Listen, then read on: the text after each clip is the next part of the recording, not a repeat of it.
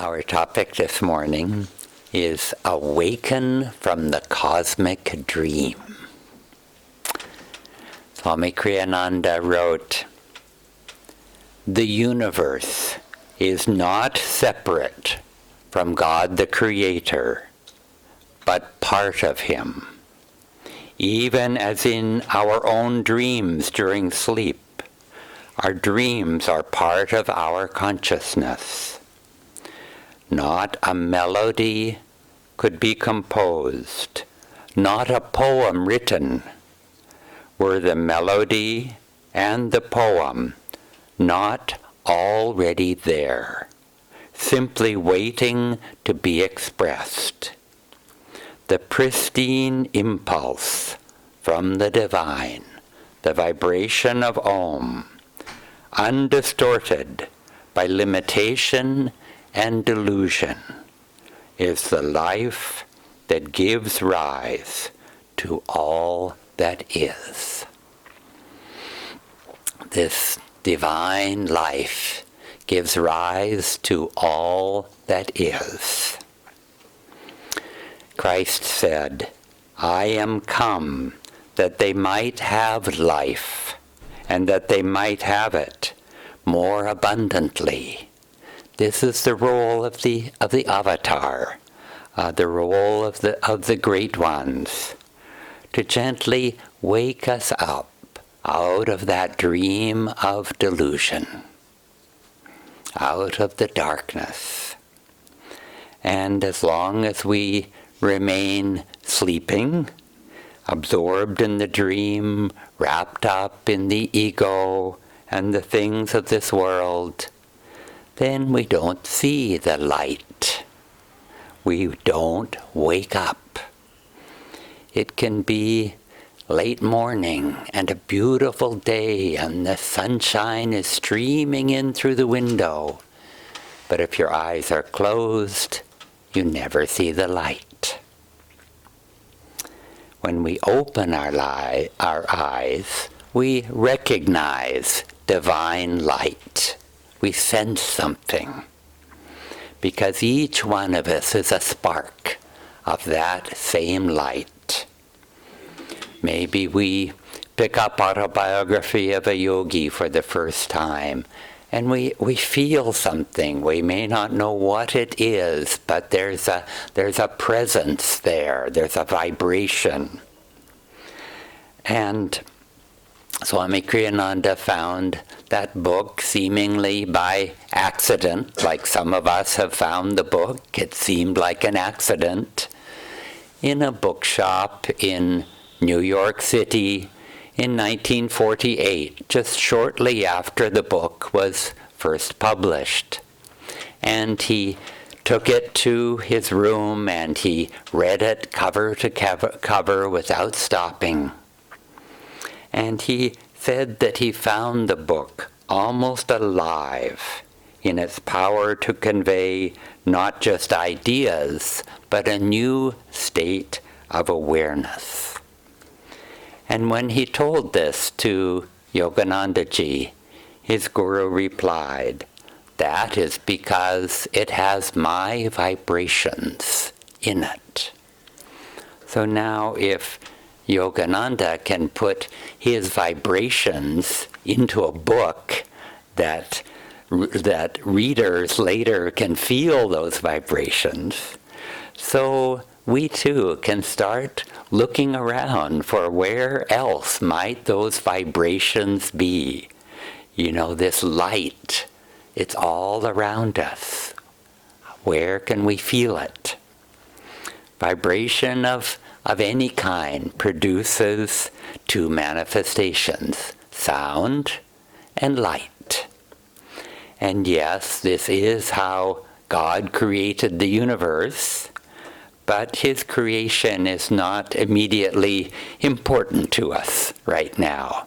What is important is that same vibration. How can we use that vibration? How can we take that vibration to find our way back, to retrace our steps to the infinite? How can we awaken from this cosmic dream by communing with the Om vibration, and which can manifest as sound or as light. Many great saints have reached God through sound or light. Swami Kriyananda called Om the bridge between the human and the divine. And Yoganandaji called it the easiest path to God. And he urged us to keep our eyes uplifted, gazing at the spiritual eye, so we might be able to see the light. And not just Indian yogis, but even in the Bible, God's voice, the sound of Om, is called a noise of many waters, and the earth shined with his glory. We can choose to feel that God is distant, far away from us, or that he is ever present and ever close to us, and that we are a part of him. Swami Kriyananda had a friend who was very psychic, and he was having a very normal conversation with her, and she said, "Oh, I see a band of blue light across your forehead." And then he decided to try an experiment, and he started really concentrating at the spiritual eye, and he continued the conversation and never told her what he was doing. And then she exclaimed suddenly, "Oh, and now that blue light is just become concentrated at a point at the spiritual eye." And it's like he actually didn't see that light. But she had that particular ability to see something that he couldn't. And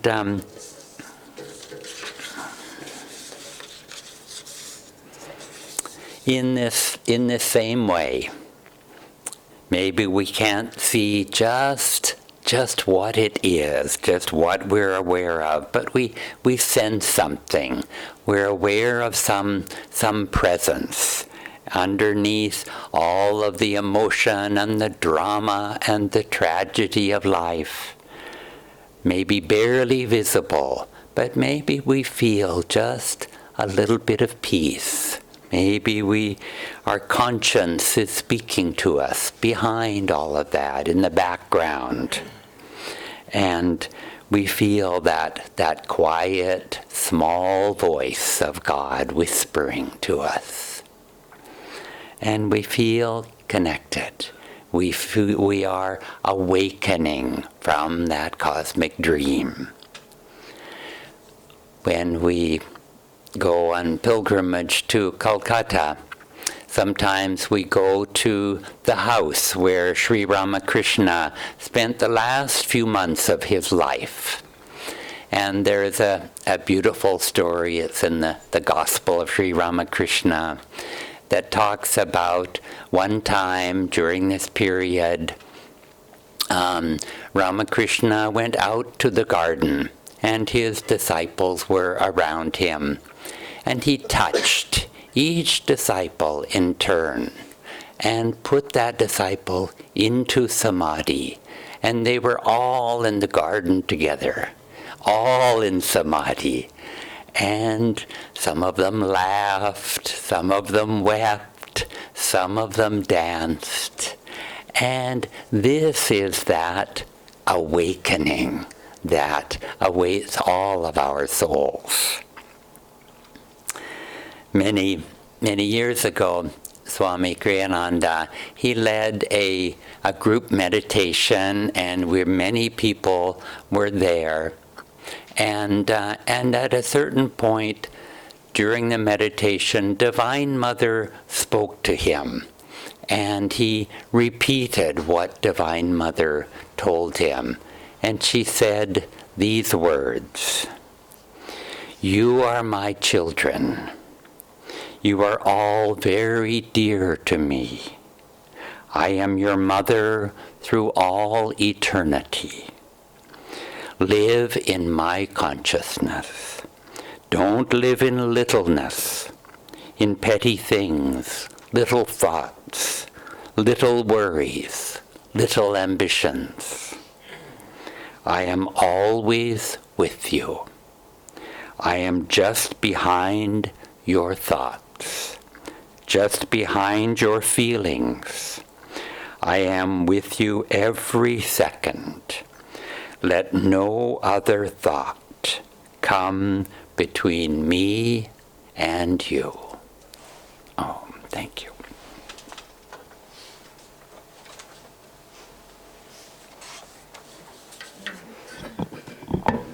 Good morning. Sri Krishna says in the 7th chapter of the Gita, I am the fluidity of water.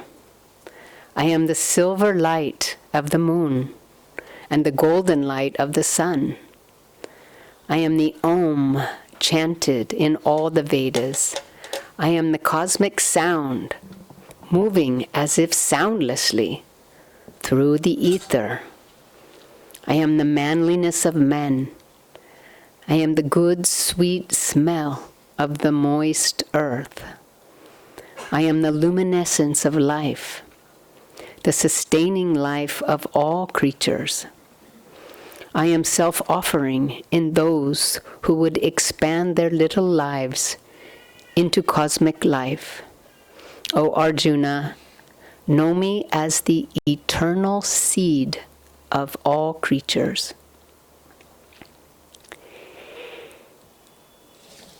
Such a beautiful quote. And it's our job as truth seekers, as devotees, to look for that eternal seed in each of us. And where do we look for that? We look for that inside. And with introspection and reflection and meditation, we look like as if with a microscope for that divine spark of divinity that is in each one of us. And we will find it if we are dedicated in that search. In this chant, O God beautiful, Yogananda ji, there's even videos on the internet of him chanting that chant. And we chant it not as often as we should here, but such a beautiful chant. In the rivers thou art restless, in the forest thou art green, in the mountains. So everything in creation vibrates with God's presence. And even in small things, there is Luther Burbank. Paramhansa Yogananda dedicated his autobiography to Luther Burbank, who was a scientist who knew science very much, and also he grafted plants, and that's when Yogananda ji met him in California. And Luther Burbank said, the secret of improved plant breeding, in addition to scientific knowledge, is love. And so love is one of the ways that we can feel the essence of the divine in everything. George Washington Carver was a black man living in America in the South after the slaves had been emancipated, and the South was struggling economically, and he helped discover like 300 plus uses for the peanut, because they were growing the peanut in the South, and also that many uses for the sweet potato. And people were asking him, and he said, anything will give up its secrets if you love it enough. Not only with the little flower or the peanut, I've found when I silently commune with people, they give up their secrets also, if you love them enough. There is an old fable from centuries and centuries ago, and it's about a man who is on the street under a light, and he's searching for a key. And he's on his hands and knees, and he's looking everywhere. And his neighbor comes by, says, "What are you doing?" And he says, "I'm looking for a key." And so the neighbor gets down on his hands and knees. They're both looking all over for this key. And finally, the neighbor says, "Where did you lose the key?" And he goes, "I lost it in the house." And he said, "Well, why are you looking out here?" And he said, "Because there's more light out here." So silly little fable. But the idea is we're always looking for that seed. We're looking for that key outside ourselves. And so this little fable was saying everybody's looking everywhere else and have some reason for looking outside, but we don't look where we most need to look for that spark of divinity and that key to our happiness, key to our health, key to finding love, key to finding peace, to inner freedom. Where are we looking for those keys? We have to look inside, in our practices, in our meditation. And that is where we need to look. Just look inside.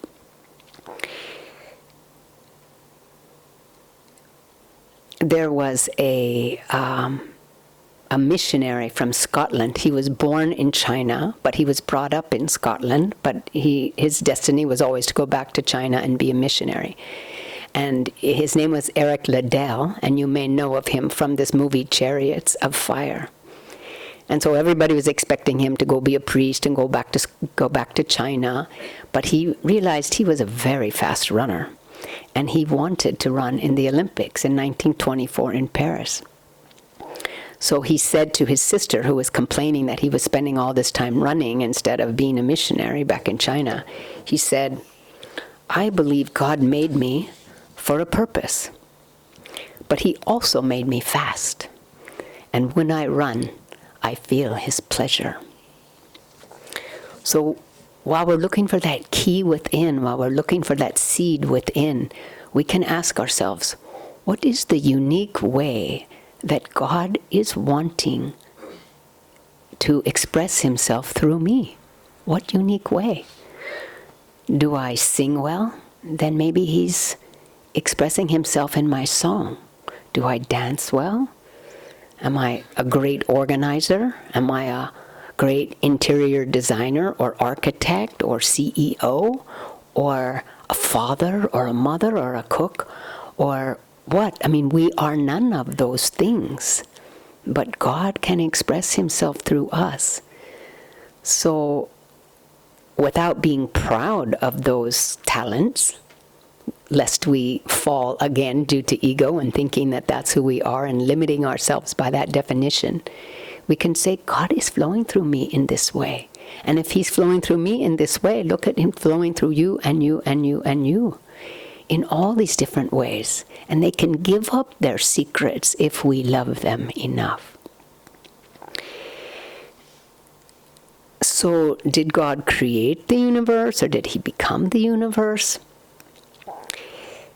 Dreams, Yogananda ji said, our own dreams is the way that we understand how God created this universe.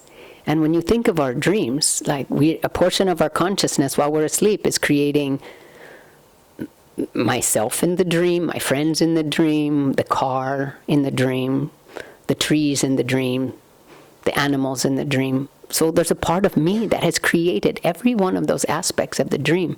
So, and if you ever have done dream analysis, they tell you, so what is it about the cow, that you see yourself as that cow, or the car? And so the idea is that, you yourself have created this image.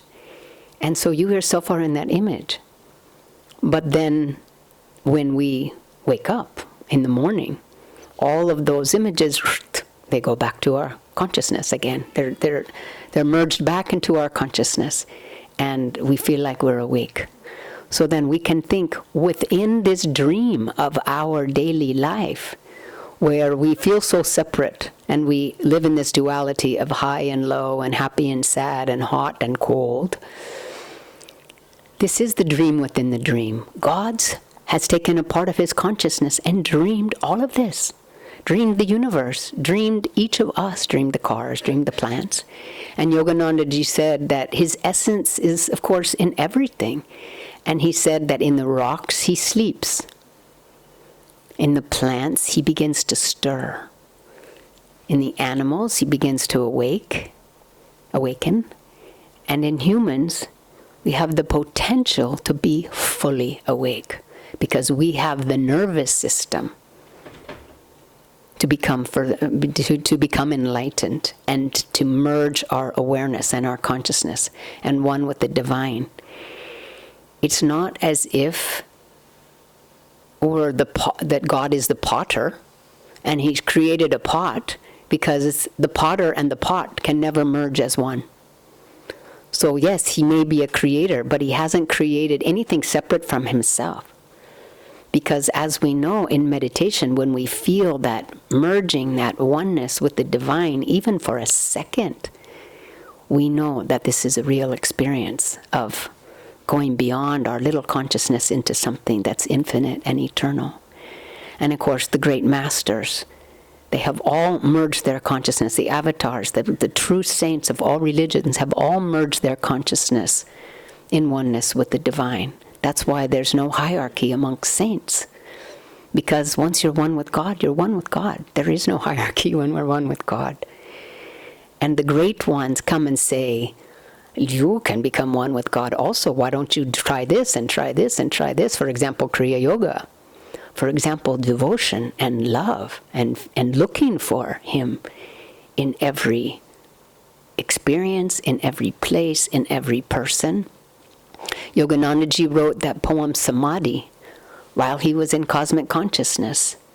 And he said, memorize that poem so you can remember every day. This is the experience that you're moving toward. And in fact, this is the experience of who you already are.